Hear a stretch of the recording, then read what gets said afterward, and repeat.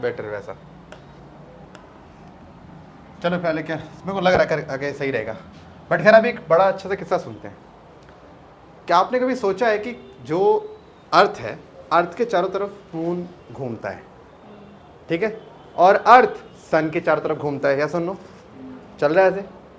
तो पहला क्वेश्चन आ रहा है कि अर्थ क्यों चक्कर लगा रहा है सन के, और मून क्यों चक्कर लगा रहा है अर्थ के? दो क्वेश्चन है। अर्थ को मान लीजिए कि एक सुंदर लड़की है और एक लड़का कौन है, मून, चक्कर लगा रहा है उसके, बाबू बाबू ऐसे। ऐसा क्या है लड़की को चक्कर लगा जा रहा है? लड़की आकर्षण पैदा कर रही है, अट्रैक्शन पैदा करे, कैसे? कंडीशनली फेशियल मेकअप से। और जहां बारिश हुई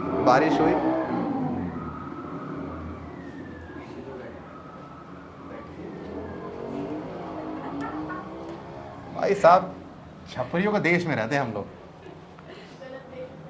हाँ, सो मैंने आपसे क्या बोला कि हमारा क्वेश्चन ये है कि मून चक्कर क्यों लगाता है अर्थ के। इसको समझने के लिए छोटा सा किस्सा समझते हैं।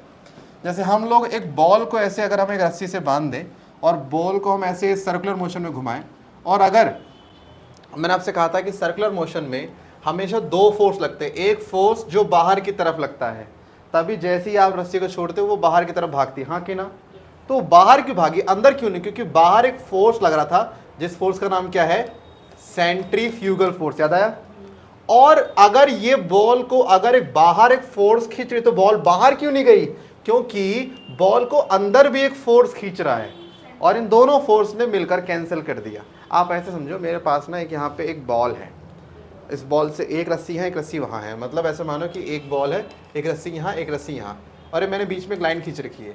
इसको अगर मैंने खींचा 5 न्यूटन के फोर्स से, अगर अगले ने भी 5 न्यूटन के फोर्स से खींच लिया, तो हमारा फोर्स क्या होगा, कैंसल। जो बॉल जहां है वहीं रहेगी, चलेगी नहीं। तो आप ये सोचो, कोई भी चीज अगर नहीं अपनी ही जगह पर है, यानी उसको बराबर फोर्स मिल रहा है, जितना इस तरह से उतना फोर्स, तभी दोनों कैंसिल हो गए। तो अगर तभी हम अगर रस्सी जब काट देते हैं तो रस्सी काटते ही कौन सा फोर्स बंद हो गया, सेंट्रीपिटल फोर्स बंद हो गया। अब बचा एक फोर्स, कौन सा, बाहर वाला, वही पत्थर खींच के बाहर ले आता, चल बे बाहर आ जा, वही खींचता बाहर, वरना तो कौन खींचेगा।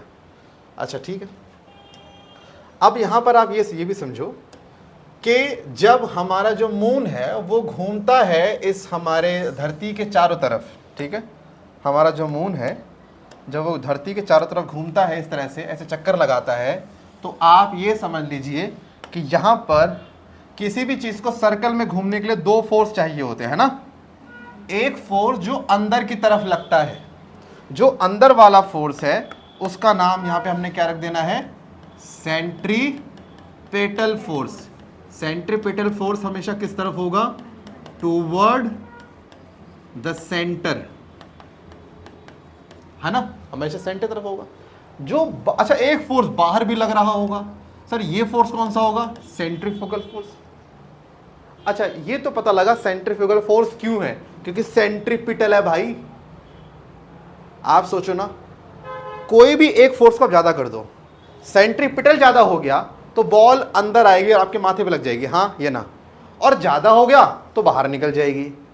तो दोनों को बैलेंस करने के लिए फोर्स कैसे हो गए, दोनों इक्वल हो गए, तभी बॉल उसी रेडियस पे घूमे जा रही है, हाँ या ना, ऐसा हो रहा है।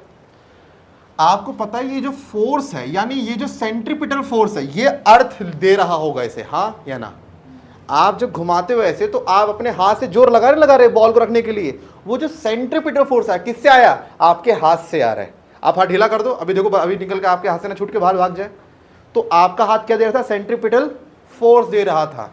इसी तरीके से जैसे हम पतंग उड़ाते हैं, पतंग उड़ाने हम एक फोर्स देते हैं कि इधर आ, हाँ कि ना, तो ऐसे एक फोर्स सेंटर में फोर्स चाहिए होता है जो मून को अपनी तरफ खींचे।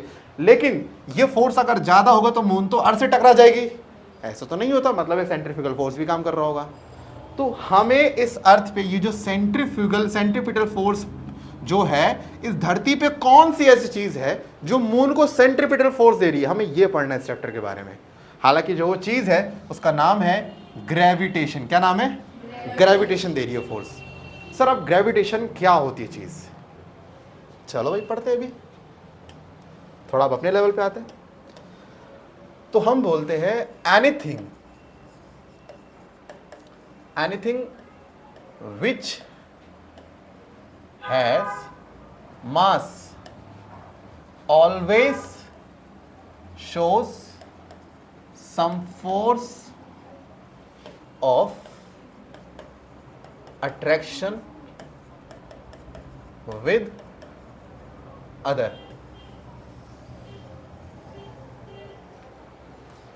अच्छा, मैंने आपसे कहा था इस चैप्टर पढ़ेंगे जो पूरे बुधवार में कोई नहीं पढ़ा रहा होगा, उस तरह से पढ़ेंगे। अब अपने समझते हैं अब हमारा यूनिवर्स कैसे काम करता है। हमारा जैसे शीट है, ये शीट है ना, ये शीट बेसिकली क्या है, आप जब इस अर्थ के बाहर जाते हो तो स्पेस एंड टाइम कहते हैं।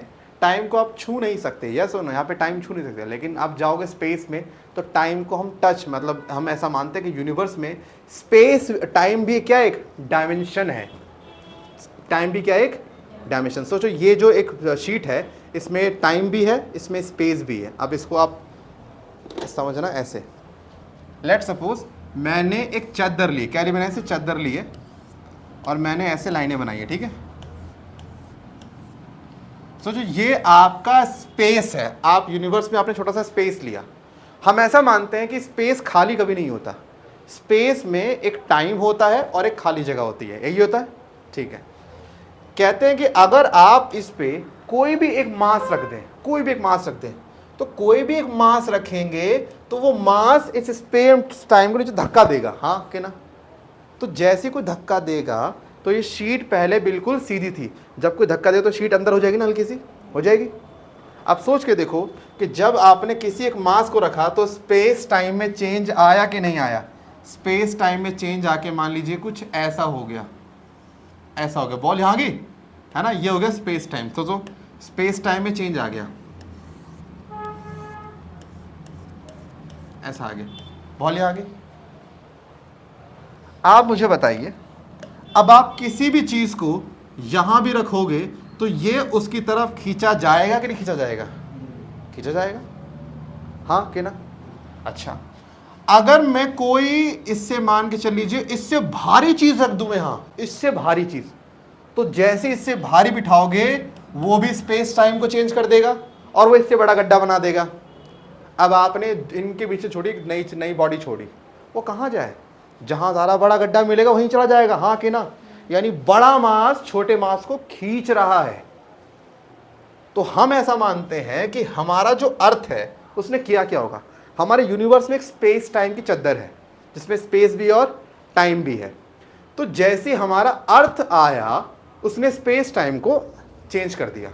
चेंज करते ही यूनिवर्स में एक इमेजिनेशन, मान लीजिए एक इमेजिनेशन डिप्रेशन गड्ढा बन गया। अब इसके आसपास जितनी भी चीजें थी वो इसकी तरफ खींची आने लगी। ये फोर्स का नाम दिया गया, इस फोर्स का नाम दिया गया ग्रेविटेशन रख दिया हमने। तभी बोला है मैंने एनीथिंग विच हैज मास, जिस भी चीज में मास है वो दूसरी चीज को खींचती है। सर क्या बात कर रहे हो, ये चेयर उसे तो नहीं खींच रही है। तो बताता हूं मैं, इसका और उसका जो वजन है वो स्पेस टाइम को चेंज नहीं कर पा रहा। सोचो मैं अगर बिल्कुल हल्का मास रख दूं एक यहां और यहां, दोनों चेंज ना कर पाए तो दोनों खींच नहीं पाएंगे। फोर्स लगा रहे दोनों लेकिन कोई मूव नहीं कर पाएगा। ये लगा रहा फोर्स उस पर, वो लगा उस पर, लेकिन मूव कोई नहीं कर पाएगा क्योंकि वो इतना बड़ा स्पेस टाइम में चेंज ला ही नहीं पा रहे।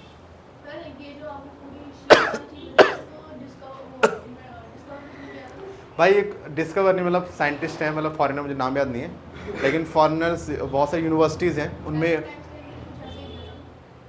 उसको याद है मुझे, इसकी स्पेस टाइम की थ्योरी याद नहीं है, बट हाँ दिया होगा, मना नहीं कर रहा हूँ मैं। और बता रहा हूँ, सोचो ना कि मास कैसे एक फोर्स पैदा कर सकता है। आप सोचो आपके सामने हवा है, सर कुछ नहीं, अरे बहुत कुछ है भाई, आपको दिख नहीं रहा बस है। हमने माना कि स्पेस टाइम चादर है पूरी एक, इसमें जैसे ही आप कोई बड़ा मास डालोगे गड्ढा बनेगा, वो आसपास की सारी चीज़ों को खींच लेगा, बेटा इधर आ जाए, कहाँ जा रहा है। और कोई इससे बड़ा मास आ गया वो इससे बड़ा गड्ढा बना देगा। यानी सोचो हमारे यूनिवर्स से कितने कितने प्लैनेट हैं, हर प्लैनेट ने क्या बना रखा है अपना एक डिप्रेशन बना रखा है स्पेस टाइम के अंदर। अच्छा ये डिप्रेशन यहाँ, अगर मैं इस बॉल को यहाँ रखूंगा वहां चली जाएगी नहीं, गड्ढा तो वहां है ना। इसका मतलब दूसरा प्लैनेट मुझे अपनी तरफ नहीं खींच सकता क्योंकि मैं उसके पास हूँ ही नहीं, हाँ कि ना भाई। जो आप किसी प्लैनेट के स्पेस टाइम में जाओगे वही तो आपको खींचेगा ना वो, और जैसे उससे बाहर निकल आए वो आपको खींचना छोड़ देगा, जा। तो आप समझो कि अर्थ जो है, अर्थ नहीं, ऐसे कोई भी चीज जिसमें एक मास होती है, हम ऐसा मानते हैं कि वो दूसरी चीज पे एक फोर्स लगाती है और 24 घंटे लगा रही है, मतलब 24 घंटे वो दीवार इसे खींचने की कोशिश कर रहा है लेकिन नहीं खींच पा रहा, मास बहुत कम है, ये स्पेस टाइम में बड़ा चेंज ला ही नहीं पाया ना, वो ला पा रहा है, कोशिश कर रहे हैं बट स्टिल खींच नहीं पा रहे हैं। क्या? हाँ, उतना बड़ा उसका फोर्स होता है, उतनी ज़्यादा ताकत उसमें खींचने की होती है, यानी उतनी दूर से आपको खींच लेगा, बेटा तेरा कहाँ जा रहा है, ये दिक्कत होती है। अच्छा, लेकिन इन दोनों को मेरा अर्थ खींच लेगा। देखो, ग्रेविटेशन हमेशा लगता है अर्थ के सेंटर से, कहाँ लगता है? तो हमेशा अर्थ हर चीज को अपने कहाँ खींचना चाहती है? सेंटर में खींचना चाहती है। तभी जब मैं यहां से अगर मान लीजिए इसे छोड़ता हूं तो ये नीचे जा रहा है, क्यों? अर्थ का सेंटर बुला रहा, बेटा इधर आ जा। तुम आपस में फोर्स नहीं लगा सकते कि तुमसे बड़ा तो मैं हूं, तो चलेगी किसकी? मेरी, तुम्हारी छड़ी चलेगी। और अगर तुम्हारा वजन मेरे से ज्यादा हो जाएगा तो ये चीज अर्थ को, बेटा तू